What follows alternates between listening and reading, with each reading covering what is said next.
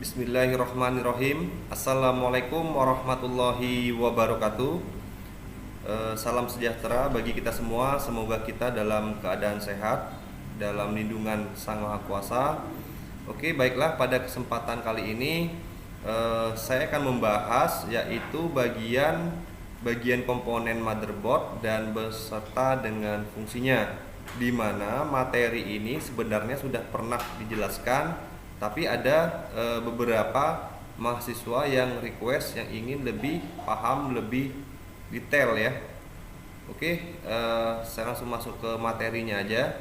Nah, pada tampilan ini ya, ini merupakan bagian dari motherboardnya ya. Nanti kita coba memahami perbagiannya ya, serta ada beberapa fungsi dari bagian tersebut ya. Yang pertama, kita mengenal yang namanya soket prosesor ya, atau CPU soket ya yang sering disebutin orang. Itu soket prosesor merupakan tempat di mana prosesor terpasang ya. Kalau kita lihat secara fisik itu ada di bagian ini ya, ini bagiannya, di mana area dari soket prosesor ini ya selalu dikelilingi oleh 4 lubang untuk penyangga heatsink fan ya. Jadi heatsink fan itu yang ada kotak ya di atas heatsink fan ya, di atasnya prosesor itu namanya heatsink fan ya, karena prosesor sangat memerlukan heatsink fan ini untuk mengangkat hawa panas yang dihasilkan oleh prosesor tersebut ya. Pemilihan motherboard ya sebaiknya mempertimbangkan dengan jenis soket prosesor yang terpasang, karena soket tersebut tidak dapat dipasang oleh sembarangan prosesor, karena satu jenis prosesor sudah memiliki soketnya masing-masing dan tidak dapat dipakai ke soket yang lain. Misalnya ya, ketika kita ingin membeli motherboard ya dengan soket prosesornya itu Intel ya, karena soket yang digunakan jenis yang berbeda ya. Jadi salah satu tips saat membeli motherboard adalah memperhatikan jenis soket prosesor yang kita miliki ya. Diusahakan soket tersebut support dengan prosesor yang terbaru ya. Jadi itu definisi dari yang namanya soket prosesor.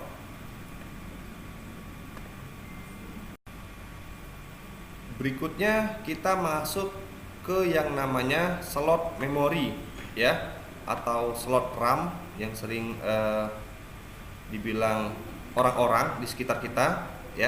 Nah, secara fisik bentuk tampilannya seperti ini ya. Pada gambar tertulis DRAM slot ya, atau slot RAM untuk meletaknya RAM.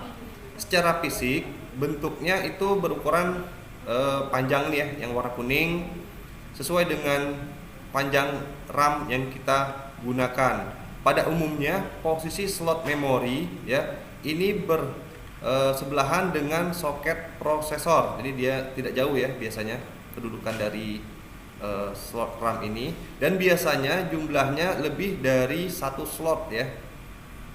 Di sini ada 2 contohnya ya. Jadi kalau dia lebih dari satu slot itu sangat baik sekali, karena bisa kita upgrade ya, atau kita bisa menambahkan RAM yang support sesuai dengan motherboardnya. Jadi yang kita harus paham juga bahwa RAM ini ada beberapa jenis ya. Ada DDR, DDR 1, 2, 3, 4 dan seterusnya ya, sesuai dengan teknologi yang saat ini berkembang. Jadi jenis slot RAM ini yang harus kita pahami dulu ya sebelum kita ingin membeli jenis RAM sesuai dengan motherboard yang kita miliki ya. Nah, berikutnya itu ada yang namanya slot IDA ya, atau sering dibilang itu slot SATA ya. Nah, jadi bila kita melihat tampilannya di depan ya, itu bentuknya seperti ini ya. Jadi kedua slot ini berbeda bentuknya tapi memiliki fungsi yang sama ya. Ada warna merah sama warna hitam ini tampilannya, yaitu untuk menghubungkan hard disk atau CD-ROM ke motherboard ya. Yang ini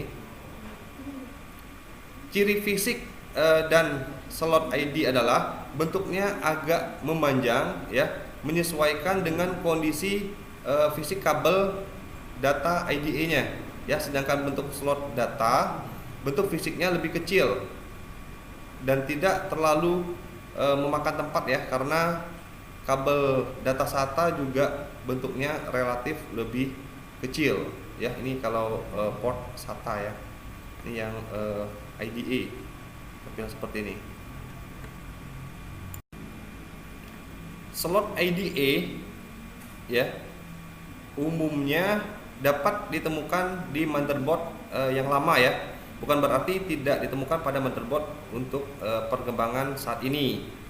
Tapi pada umumnya kebanyakan motherboard sudah dimulai menggunakan SATA dan meninggalkan IDE. Jadi kalau pilih motherboard usahakan yang memiliki slot SATA ya, karena hard disk IDE juga sudah jarang ya dijual, baik dia bersifat baru ataupun second ya. Tapi kalau pengen cari di Shopee kemungkinan ada gitu ya, atau beberapa provider penjualan seperti Lazada dan komunitas penjualan lainnya. Nah, berikutnya itu ada yang namanya slot AGP ya. Nah, untuk slot AGP dan PCI Express ya, ini yang ada warna putih, ini slot AGP udah ada tertulis di sini untuk meletaknya RAM ya. Nah, di sini ada yang slot PCI. Kedua slot ini fungsinya adalah sebagai tempat dipasangnya VGA card atau graphic card ya. Kedua slot ini berbeda jenisnya. Jadi kalau AGP adalah jenis lama dan sudah jarang ditemukan di motherboard jenis baru ya. Kebanyakan motherboard yang sudah pada menggunakan slot PCI Express untuk menghubungkan dengan kartu grafis ya, yang seperti ini. Pada slot PCI ya, slot ini digunakan untuk memasang berbagai macam peripheral tambahan seperti TV tuner ya, LAN card dan lain sebagainya ya. Nah, PCI Express yang di sini berbeda dengan yang kita sebutkan sebelumnya ya. Jadi ada beberapa jenis PCI Express yang harus kita pahami ya. Jadi ada yang PCI Express yang bersifat PCI Express X16 untuk VGA card, dan ada yang PCI Express yang X1 ya, itu untuk peripheral yang bersifat tambahan. Nah, slot PCI ini biasanya tersedia ya lebih dari satu slot karena untuk mengantisipasi banyaknya peripheral tambahan yang bisa kita pasang. Nah, kebetulan di sini ada 3 ya, pada gambar ini ada 3.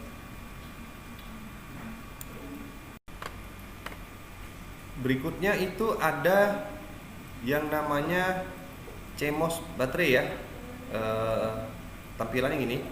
Jadi kalau kita melihat dari bentuk fisiknya itu seperti baterai jam ya, dimana untuk memberikan tenaga pada motherboard dalam mengendalikan konfigurasi yang terpasang. Nah, jadi baterai CMOS ya itu merupakan suatu baterai kecil yang digunakan untuk memberikan daya pada BIOS ya, dimana BIOS itu adalah Basic Input Output System, dan juga untuk menyimpan semua settingan pada BIOS. Jadi bentuk seperti baterai jam tangan ini ya, hanya kita lihat di ukuran tidak terlalu besar ya. Nah, dengan mencabut baterai tersebut ya pada motherboard, itu sama saja kita mengatur ulang settingan pada BIOS ya ke pengaturan yang bersifat default atau dibalikin tuh ya, kondisi balik ulang. Nah, karena semua data yang tersimpan pada baterai CMOS ini ya tersebut, dia akan hilang secara otomatis ya jika kita lupa password BIOS ya, cabut saja baterai CMOS ini, dia otomatis akan balik netral gitu ya, atau kembali ke semula.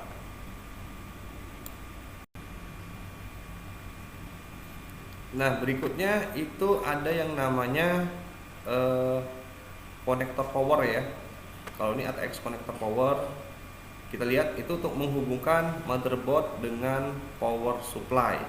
Jadi bentuk sepertinya. Jadi konektor ini tidak kalah penting dari yang lainnya. Kenapa? Karena konektor ini yang menghubungkan motherboard dengan power supply agar motherboard bisa mendapatkan daya listrik ya, biasanya berjumlah 20 sampai dengan 24 pin. Nah, berikutnya apa namanya? Kita lihat ada yang namanya I/O port ya. Input outputnya. Ini back panel control, tampilannya seperti ini. Ya, yang ada beberapa panah ini. Nah, bagian ini bisa kita gunakan ya dari luar casing, merupakan kumpulan port sebagai input maupun output data komputer yang terdiri dari USB ya, ada USB-nya di sini. Terus ada juga untuk LAN ya, untuk VGA, serial, PS2 ya, dan lain sebagainya. Ini tampak dari atasnya, kalau kita dari belakang itu akan kelihatan ya bentuk-bentuknya seperti ini. Nah, berikutnya kita ke pin ya, yang namanya pin kabel port panel. Nah, ini kita melihat ada di sebelah sudut kiri ya, yang ini. Nah, bentuk seperti jarum-jarum ya, yang digunakan untuk memasang tombol power, reset, LED ya, LED power dan LED hard disk. Untuk memasang kabel-kabel yang ukurannya sangat kecil, jadi kita harus dibantu dengan membaca di sekitar pin portnya, panel tersebut ya, sesuai dengan fungsinya. Jadi ini harus lebih teliti di saat nanti kita pengen merakit ya, karena bagian ini sangat kecil sekali, seperti apa ya, kayak teks kecil di bagian sudut sesuai dengan keterangannya gitu loh. Berikutnya ada chipset ya. Jadi chipset pada motherboard itu terdiri atas dua ya, not bridge dan short bridge. Di sini kita bisa lihat. Nah, untuk chipset itu sendiri pada video sebelum-sebelumnya ya, pada materi pertemuan ke 3 dan 4 itu sudah pernah saya jelaskan. Nanti buat adik-adik dan mahasiswa bisa melihat video ya di channelnya ISBN Maluhur. Itu sudah pernah saya menjelaskan fungsi dari masing-masing bagian motherboard ini ya.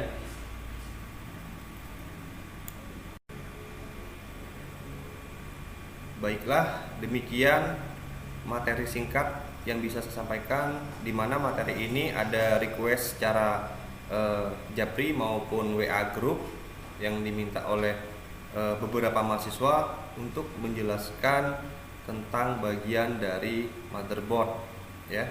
Semoga ilmu yang didapatkan ya, yang bisa saya sampaikan, bisa bermanfaat buat adik-adik dan mahasiswa sekalian ya. Mohon maaf jika ada kesalahan dalam penyampaian.